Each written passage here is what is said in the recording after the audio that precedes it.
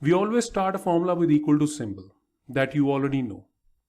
But we can also start a formula with plus or minus sign. But I really appreciate to avoid it because these are calculative operators. Always start a formula with a neutral symbol which is equal to. Now, before I write the formula, I'll tell you one thing. Sometimes we face a name error. Remember that hashtag name question mark? I'll show you. If I type in any formula and if I press enter, this kind of error I'm talking about. Reason being, this error comes up when the name of the formula is not correct. It means that formula does not exist in Excel. The error comes up because we have a typing error. We already know the name of the formula, but still we are getting that error because we are always in so much hurry that we have to submit the report, we have to email this report, we have to do the analysis so fast, we do not have that much time. Now there is a trick behind that to avoid this error in future. What do? It has a resemblance with Google.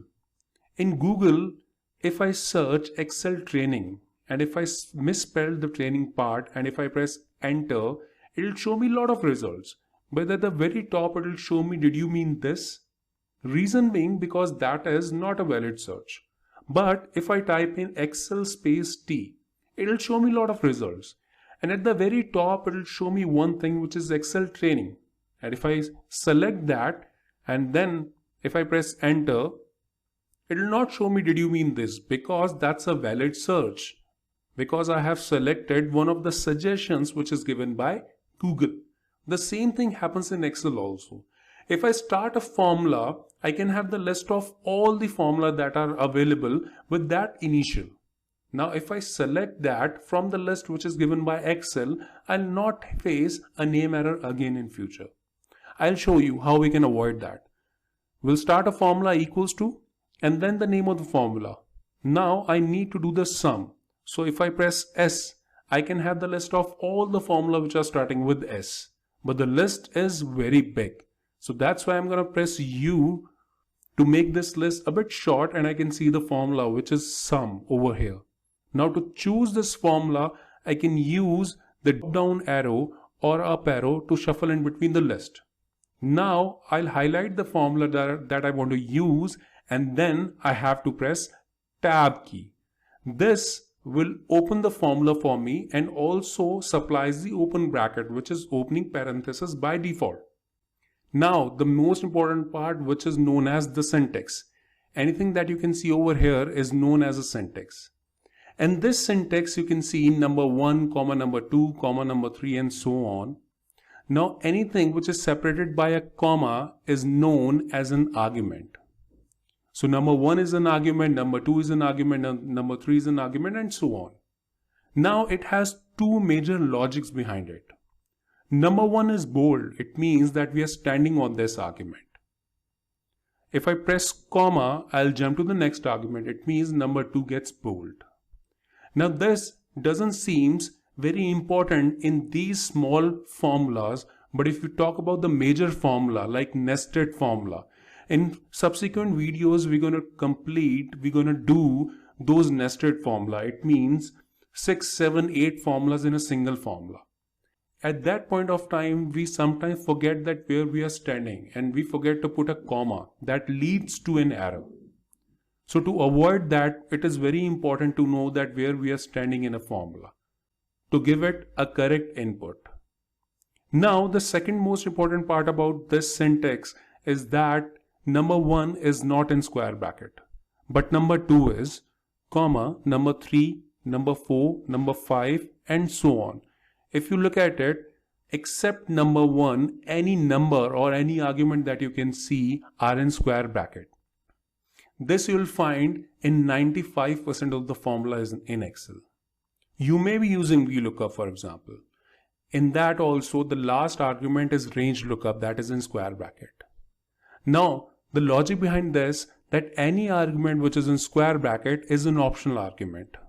It means that you can leave that. Apart from that, in this case number 1 is mandatory and any other number that you can see is optional. I'll give an example. If you want to prepare a cup of tea, for that water and tea itself are mandatory ingredient, but sugar and milk are optional. It means if you want to prepare a cup of tea, you have to use water and tea. You cannot leave that, but you can leave sugar or milk as per your preference. The same thing happens in any formula in Excel. Here, if you are using some formula, you cannot leave number 1. But yes, you can leave any of the other number if you do not have content with you. I hope this is clear to you. Here we have in total 10 values that we need to do the sum of. But in here, 53 arguments are open. Just assume that if all these 53 would have been mandatory without square bracket, it means if you are opening this formula, we have to fill all the 53 arguments. And we have 10 numbers that we can fill in. So we can put the 10 numbers. What about the rest of the 43 numbers? We cannot leave that because that would be a mandatory number. So we have to put in 0, 0, 0, 0. But in this case, you can see everything is optional except number 1. So we can leave that. Now, if this part is clear to you, I just want to ask you one question, that if you want to do the sum, generally, you need at least 2 numbers to do the sum of. Agree? But in this case, you can see that only number 1 is mandatory. Apart from that, any other number that you can see is optional.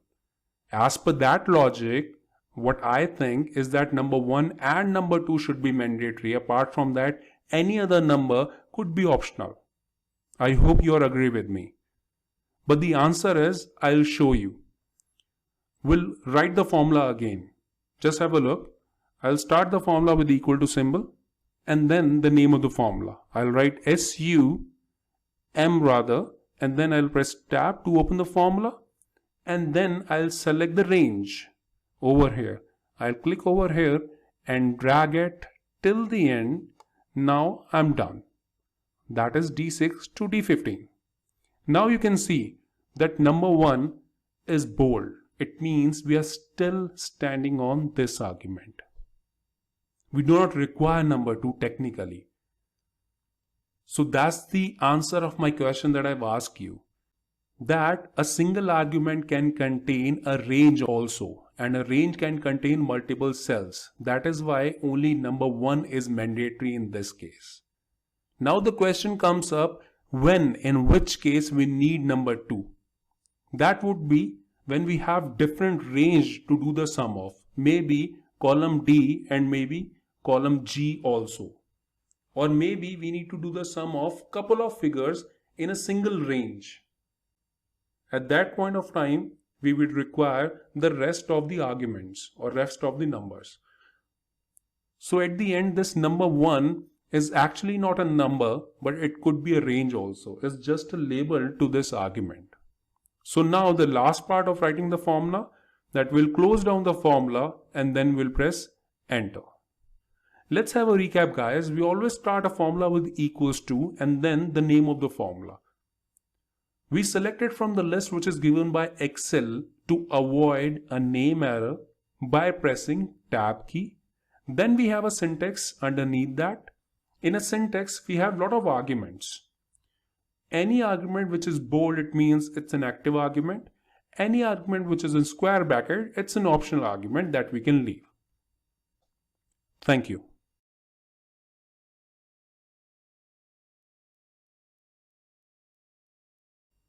Now it's a small exercise for you, what you have learned in the previous video. You have to do one thing, that you have to count the number of values in column D. I'm going to explain you that, but I would really prefer that you first pause this video and open this exercise file from the exercise file folder and complete the task. If you are unable to do that, just look up the rest of this video. I'll show you the solution. Now, if you have already tried it, let's see how we can do it. As I told you, we'll start a formula with equal to, and now if I need to count the numbers of that, I'm going to use the formula which is count. Now if I press C, I can have the list of all the formula which are starting with C, but the list is big, so I'm gonna write the rest of the name of the formula, which is count, and then the formula has been highlighted in the list. I'll press tab. It will open up the formula. Then I can see the syntax, which is value 1, comma value 2, and so on. And this value 1 is bold. It means that we are standing on this value, this argument, and value 2 is in square bracket. It means it's an optional argument. As I told you in previous video that certainly we do not require value 2, because I can select a range in this case like this, and then I'll close down the bracket and then I'll press enter. You can see that this number is coming, although it's coming as $10 because this formatting of the cell is in currency format. So let me come over here and change it to a number. Now I can see it is showing me the count, and let me remove the decimal places. Here you can actually increase the decimal places, and through this option you can decrease this. So when I click it once, it will remove one decimal place, and if I click it again, it will remove the second one. Thank you.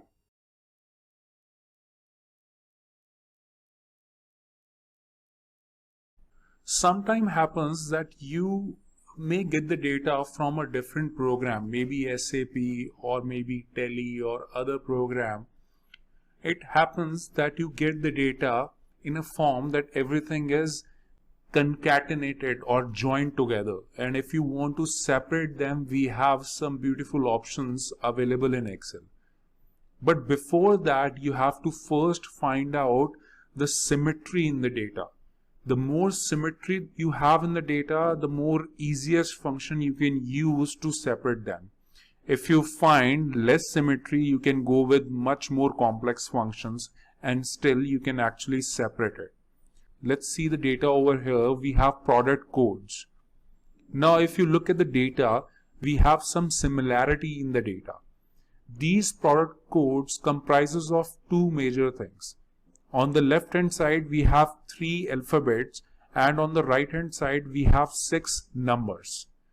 So if you would want to separate the letters and numbers, it would be easy, because in total we have 3 letters in each product codes, and that to be on the left hand side and numbers on the right hand side. We would definitely discuss the unsymmetrical data in the next video, but right now we'll go with this. So let's see, if you want to take out something from the left of a cell, we can use a formula equals to left left. So it's very logical, guys.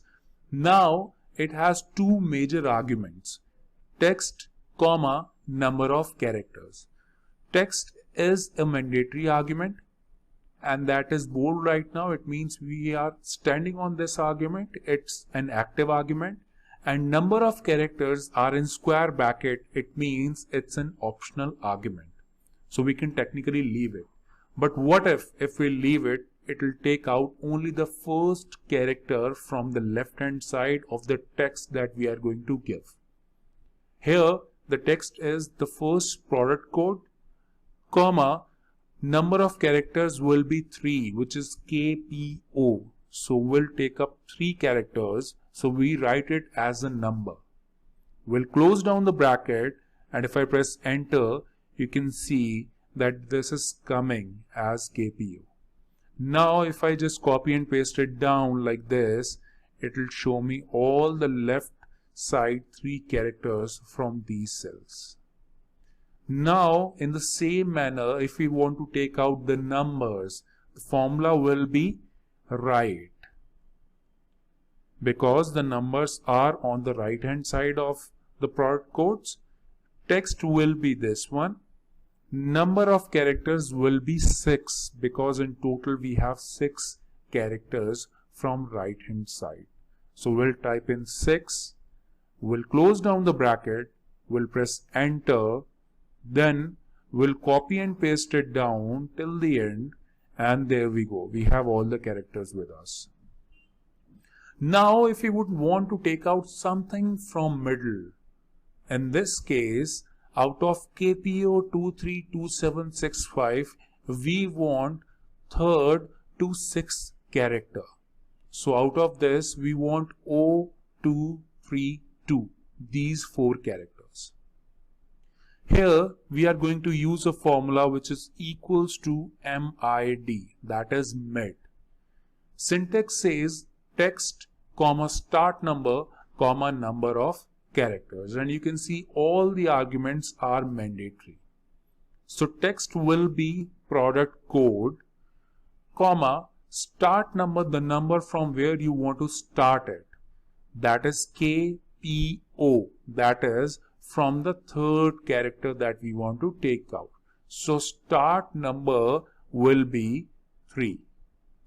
Comma, number of characters, we want O232. So if we count on fingers, these are 4 characters. So we'll type in 4 and then we'll close down the bracket and we'll press enter, and there we go. We have the characters from 3rd to 6th. Then if I double click over here, I can copy and paste it down till the end.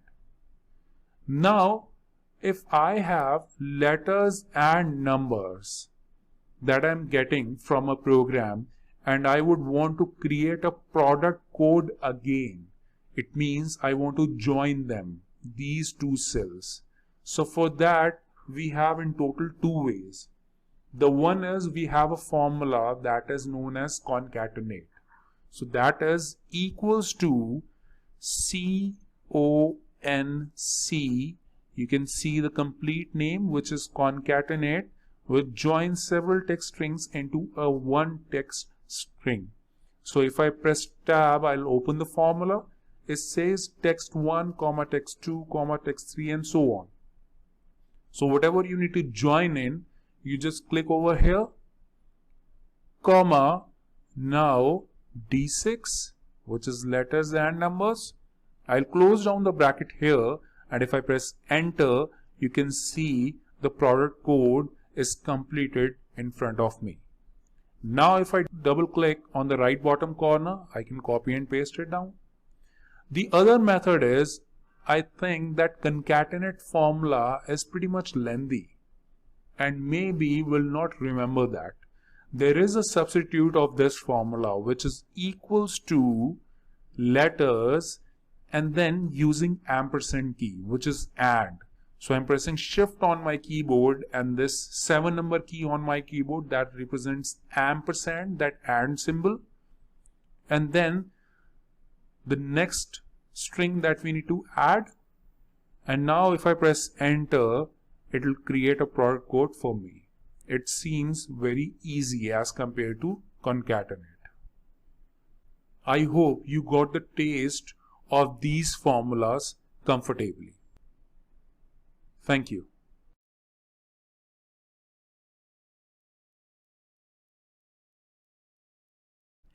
In the previous video, we had a very symmetrical data where it was very easy to separate it using very easy functions. But now we have a list of data where we have the names of few people, and you know that names can contain any number of characters. So technically we cannot use left or right in these cases. Although we can create some nested function to do that, but there is an easy way through which we can separate it. Before we do it, just try to find out the symmetry in this data. Janvi Mehra, Sakshi Arora, Mehak Sharma, and so on. In total, if you see, we have one common character, which is space, that we can actually use to separate it, the first name and the last name.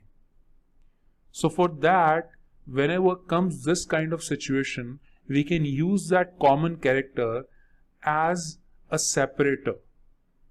So for that, we can go with an option which is text to columns. To do that, first we have to select the range of data. Then we have to go to this data tab. There we have an option under this data tools group that is text to columns.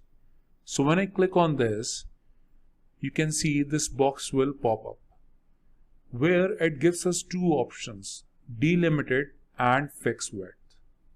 This text to column option is one of the most commonly used option when you get the data from a different program, because data does not come in a symmetrical manner.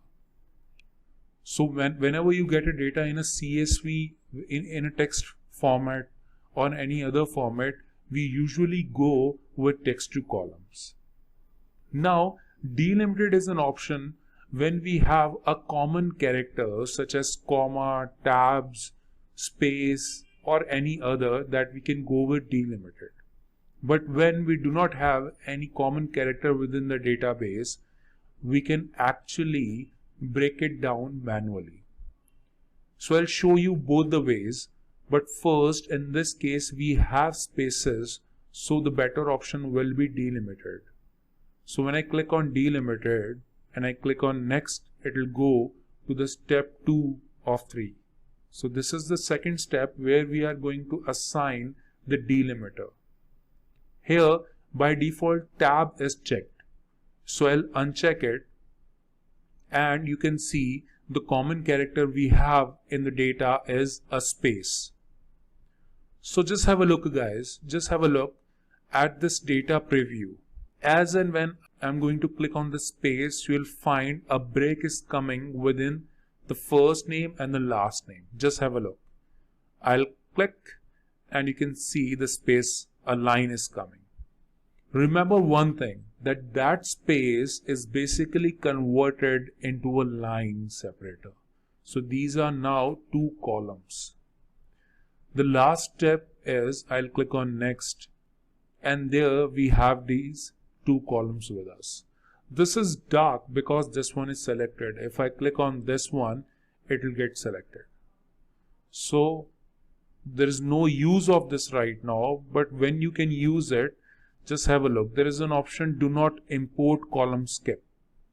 If I click any column, if I click on this, you can see this one is dark. If I click on this option, it will not come in the solution, because that column will get skipped if I choose it. But right now I want both the columns, so I'll not choose this option. The last thing is destination that we are going to focus on. Right now it is B6, which is this one, this cell. If I click on finish, what will happen? Our original database will get replaced by the first name and the last name.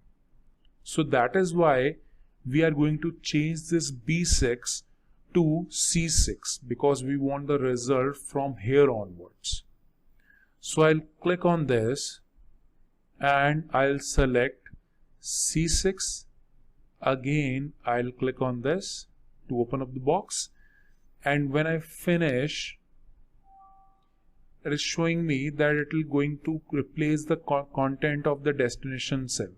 I do not have anything over there, so I'll press OK, because that will not make any difference anyway. So I'll press OK. Now you can see the first name correctly coming over here and the last names are coming over here.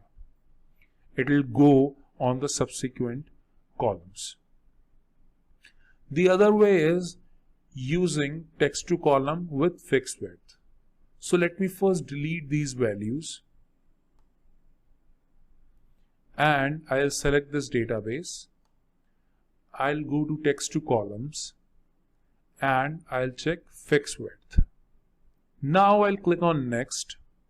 Now you can see I have to manually assign the break. So wherever I want to break it down, I just move my cursor there, and when I click, it will actually put an arrow over there. Now you can put multiple arrows if you want. If I click over here, you can see these arrows are coming. And by any chance, if you have done by mistake, you can remove any arrow by double clicking on that, like this. And if you want to move, you can. If you click on this, I can actually move it somewhere else by dragging my mouse. I'll double click because I do not want it anymore. And now you'll see one problem. When I go a bit down, things are looking fine, but at the end you can see the name, which is Meenakshi, it is cutting down because the first name is pretty big. Anyways, I just want to show the solution, so I'll go to the next step and I change the destination from B6 to C6 as we have done earlier. Now I'll click on finish. I'll press OK. See this. The names are coming, but somehow this Meenakshi is not coming correctly. So that is why we have to go to the previous solution. So let me just undo it by pressing Ctrl Z, and I can get back to the actual solution that we have done using delimited. Now I want to create a full name, Janvi Mehra. So I'll say, we have already covered that part, we can use concatenate function. So we'll say equals to conc,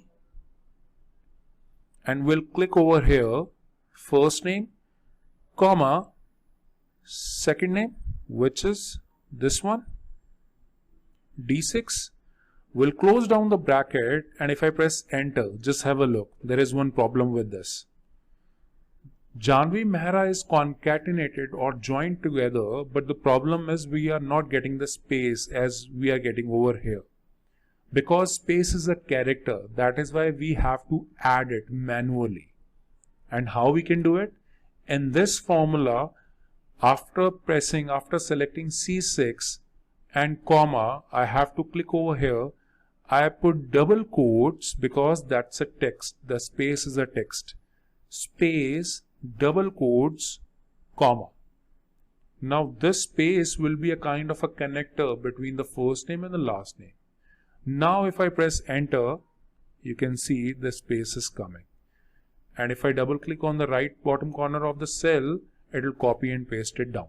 And let me adjust the width of the column, and there we go. We can actually use ampersand also in this case. So we'll first select the first name, and if I want to put the space, so again double quotes, space, double quotes, and the last name. If I press enter now, you can see that I'm getting the name with a space.